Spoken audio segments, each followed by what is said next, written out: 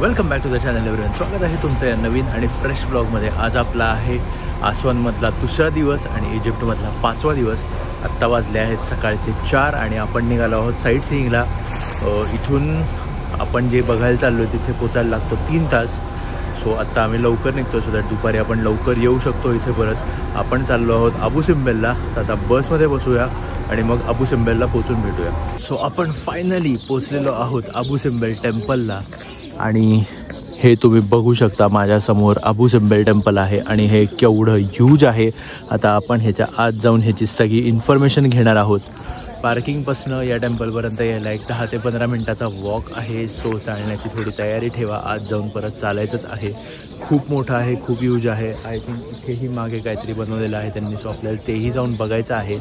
So आपल्याला ही जी समोर window दिसते या विंडोमधून 22 फेब्रुवारी आणि 23 ऑक्टोबर अशा 2 दिवशी इथून डायरेक्ट सनलाईट आत जातो आणि आतमध्ये मंदिराच्या एकदम एंडला 4 मूर्त्या आहेत. त्यातली रामसेसची जी मूर्ती आहे त्याच्या चेहऱ्यावर 25 मिनिटांसाठी लाईट पडतो असं म्हणतात.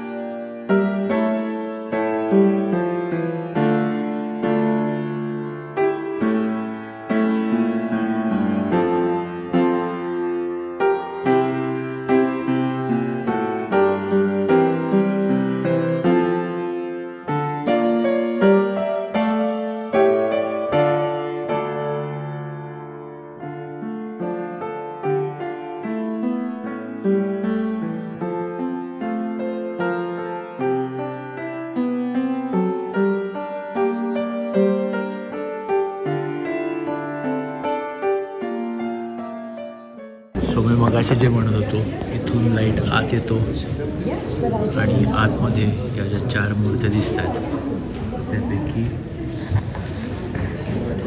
यावाल्या मूर्तीच्या चेहऱ्यावर तो एक 25 मिनिटांसाठी पडतो.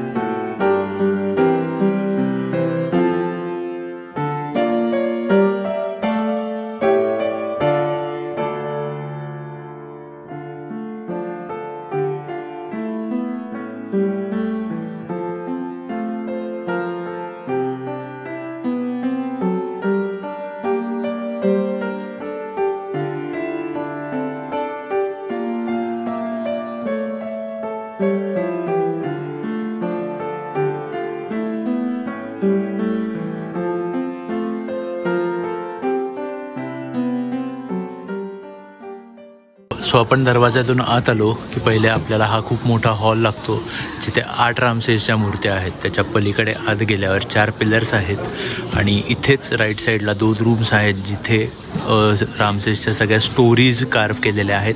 इथे आत गेल्यावर पण पिलर्सवर स्टोरीज कार्व केलेल्या आहेत आणि त्याच्या पलीकडे मेन गाभारा आहे या मंदिराचा जिकडे 4 मूर्त्या आहेत जसं की तुम्ही बघितलंच आहे ते.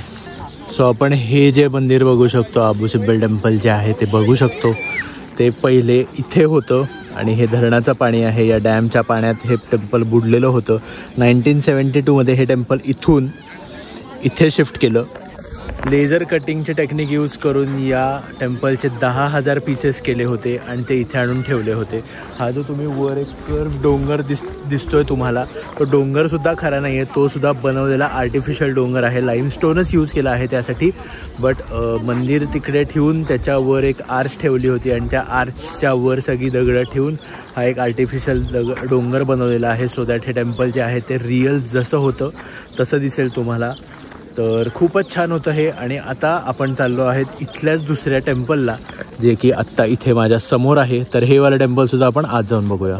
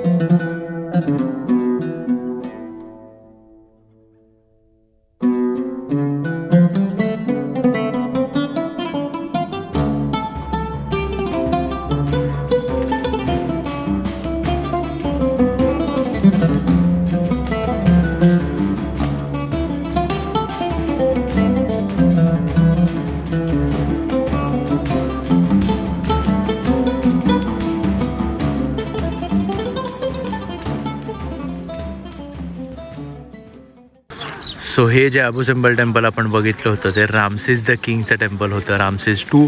आणि हे जे आत्ता आपण टेम्पल बघितलं ते नेफरटारीचं टेम्पल होतं, म्हणजे रामसेस 2 किंग यांची बायको म्हणजे क्वीन नेफरटारीचं टेम्पल.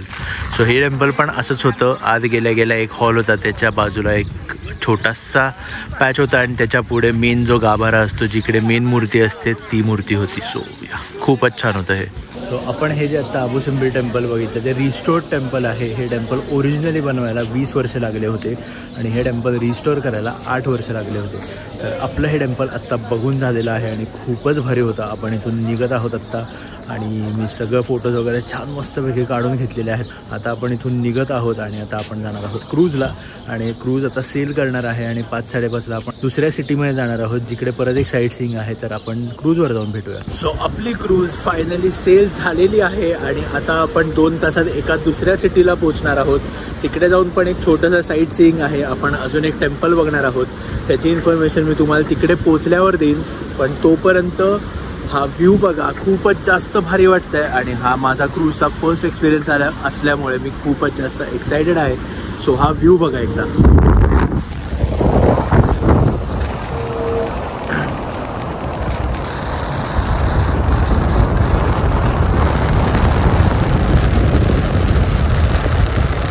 आता आपली क्रूज 2 तासासाठी इथे डॉक होणार आहे आणि आपण जाणार आहोत हे टेम्पल बघायला. सो खाली जाऊया आणि मग भेटूया. सो आपली क्रूज जी आहे ती कोमंबोला डॉक झालेली आहे आणि आता आपण जाणार आहोत कोमंबो टेम्पल बघायला आणि त्यानंतर इथे क्रोकोडाईल म्युझियमही आहे. सो तेही आपण बघू.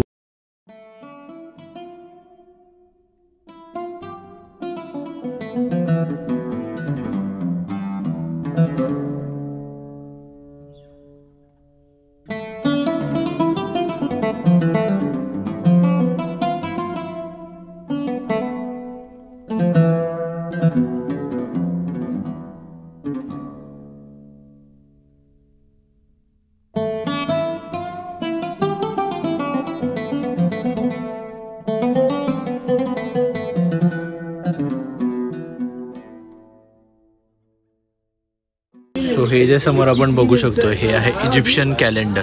बघू शकतो इथे एक डोम आहे आणि इथे एक डोम आहे. तर हा जो डोम होता हा होता गॉड होरसचा आणि हा जो डोम होता हा होता गॉड सोबेकचा. दोन्हीकडे देवांच्या मूर्त्या होत्या आणि लोक इथून दर्शनाला यायचे. आणि हे जे 2-3 दरवाजे दिसत आहेत इकडे त्यांना जे काय ऑफरिंग्स असायचे ते इथे ठेवले जायचे. हे जे आपल्याला दिसतंय हा चोर दरवाजा होता. सो दॅट जर कोणी अटॅक केला तर सगळेजण इथे लपायचे आणि इथून निघून जायचे. आणि हे मंदिराच्या स्टार्टिंगपर्यंत आहे. सो ही जी वेल आहे ती इकडे आहे. याचा रस्ता बंद केलेला आहे. बट आपल्याकडे इंडियात जशा स्टेप वेल्स आहेत तशीच ही पण आहे. याची इन्फॉर्मेशन तुम्ही ह्याचा स्क्रीनशॉट घेऊन वाचून घ्या. ही पूर्ण जी आपण बघू शकतो ती या टेम्पलच्या नॉर्थ साईडला बनवलेली विहीर आहे. आणि ही पाणी याच्यातून काढायचेच बट ही पाण्याची लेवल मेजर करण्यासाठी सुद्धा वापरायचे. सो आपण ती बघूया किती खोल आहे. आणि जर तुम्ही बघितलं आपल्याकडे जशा वेल्स असतात स्टेअर वेल्स तशाच आहेत या. ह्याच्यात पण पायऱ्या आहेत. सो ह्याच्यात खालीही जायची सोय आहे बट ते आता बंद केलेलं आहे. सो आपण नाही जाऊ शकत. सो आत्ता जे आपण पाहिलं ते होतं कोमंबो टेम्पल आणि हे टेम्पल इथलं सर्वात जुनं टेम्पल आहे.